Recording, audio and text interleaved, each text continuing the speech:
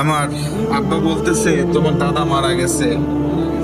তোমার দাদার সময় তো আমি সন্তান, সে সময় থেকে এ পর্যন্ত কোনো ইতিহাস নাই ওই বাড়ির চাপ কলের পানি বন্ধ হয়ে যায়, মানে পানি ওঠে না।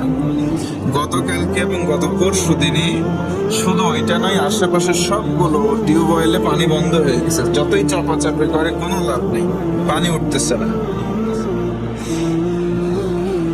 কি এটা শুনে কি আল্লাহ পাকের দিকে একটু রুজ্জ হওয়ার দরকার আছে না নাই?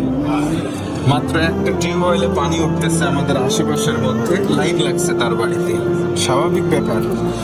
তো আজকে ফজরের সময় যখন আমি উঠলাম, উঠে ওই মোটরের মেশিন সুইচটা দিলাম, দেওয়ার পরে দেখলাম আলহামদুলিল্লাহ পানি উঠতেছে ফজরের সময়। তো আসার সময় যখন বের হচ্ছে তখন আবার দিলাম, দেখি বন্ধ হয়ে গেছে।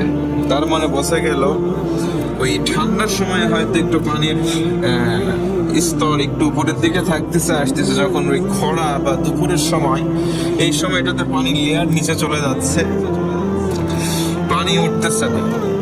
এটাই তো আমরা স্বাভাবিকভাবে মনে করতেছি, কি কথা বলেন তাই কি না? কিন্তু আল্লাহ সূরা মুলকের ভিতরে বলেন অন্য কথা।